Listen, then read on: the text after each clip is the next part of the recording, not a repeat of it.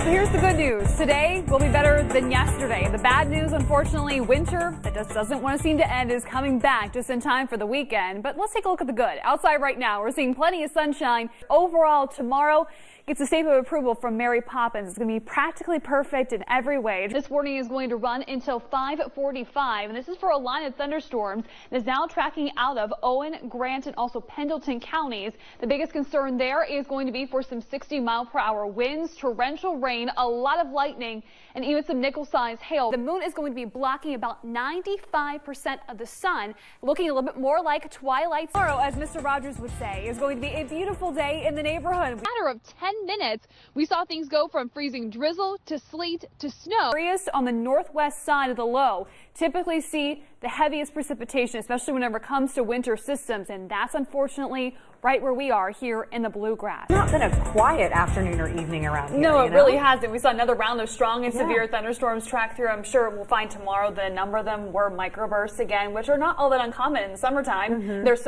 so much moisture in the atmosphere. Those thunderstorms kind of suck it all up, and then eventually everything has to go out. And so that's but tomorrow we get rid of it. We do. We will eventually. Yeah. So let's talk about tomorrow. Tonight, heavy rain and flooding. The biggest concern there. I can't hone in on that enough. But also, the gusty winds could lead to some toppling of trees and even some down power lines. Now, just a half hour ago, we had a pretty good view of the buildings downtown, but now some thick fog is starting to settle in. I'm not very good at the selfies. I know. What does that mean? I know other people of my generation would be astounded to hear that. You, for crying out loud, Jill, you operate the most advanced weather equipment, and you can't. But I can't take a selfie. Jill, you look fabulous. I just love your outfit, and we're so glad you're here with us today. You look great, Jill. Oh, thank you. You guys look wonderful, too. I feel like one of the luckiest gals here at Churchill Downs. It's my first Oaks Day. Got pretty nice weather. The sun is still shiny, even though we have a few more clouds over the Downs right now.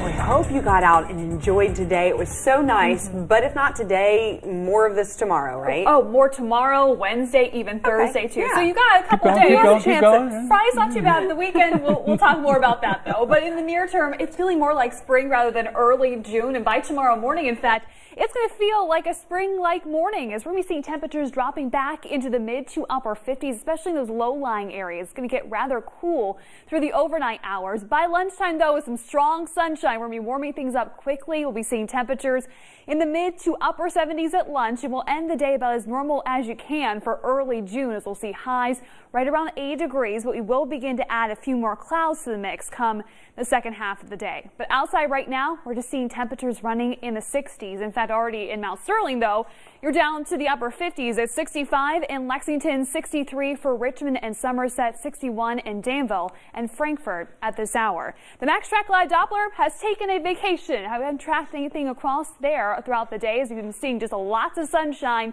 here on your Monday. We're going to keep things quiet, all thanks to high pressure, which is now trying to scoot its way into the western parts of the Commonwealth. It's going to continue to track its way eastward throughout the course of the overnight hours, and in fact, pretty much park itself right over the Kentucky and Tennessee border, probably somewhere between, let's say, Somerset and Nashville later on tonight. But there is a little bit of trouble looming towards our north. There's a cold front that's trying to gather its across the Great Lakes. As you can see, producing some showers there late tonight.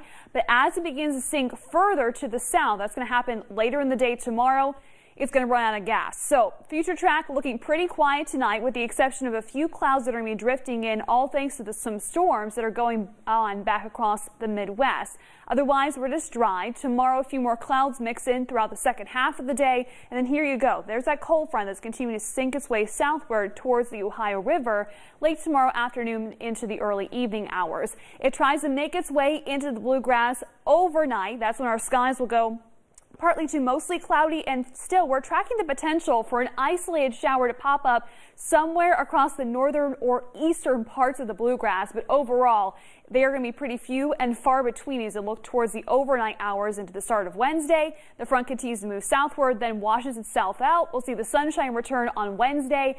Overall, what that front is going to be doing is just reinforcing the refreshing air mass that we're going to continue to see through the middle parts of the upcoming week. So humidity stays low, temperatures stay mild over the next couple of afternoons, a high of 80 tomorrow, upper 70s Wednesday. Then we slowly begin to build things back up towards the latter stages of this work week. In fact, we'll be back into the mid 80s by Friday, and along with that, we'll reintroduce the muggies, and of course the muggies also typically bring a little bit of storm activity, and we will begin to see those moving in towards the upcoming weekend.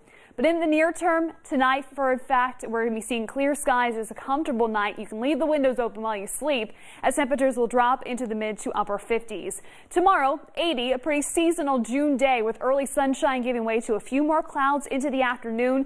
Again, a stray shower could sneak in tomorrow night into first thing Wednesday morning. Otherwise, it's nothing but sunshine Wednesday, Thursday, and Friday. Temperatures slowly begin to climb back through the 80s. You'll also notice those low temperatures go from the 50s Thursday morning back into the low 60s on Friday. That's showing you the fact that we're getting a little bit more moisture in the atmosphere. It's kind of a little bit more muggy. You'll certainly feel it over the weekend. We'll be tracking isolated to scattered storm chances Saturday and Sunday before we dry things back out early next week.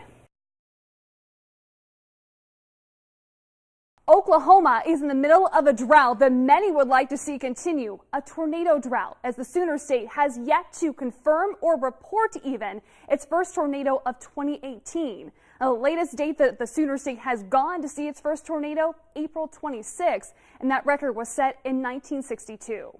While Oklahoma is experiencing a tornado drought, Kentucky is looking more like Tornado Alley. Since January 1st, 20 tornadoes have been confirmed across the Commonwealth.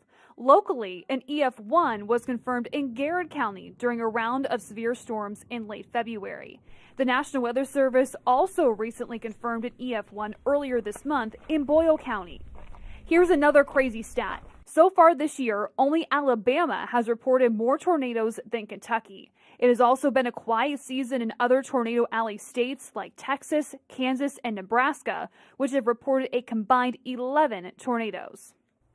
Of course, these stats are all subject to change, as even a slow start to severe season can quickly become busy and violent in Oklahoma. What we'll have to see is a large-scale pattern shift or even a storm track change to spark the severe season in these severe-prone parts of the country. Covering the news, meteorologist Szwed.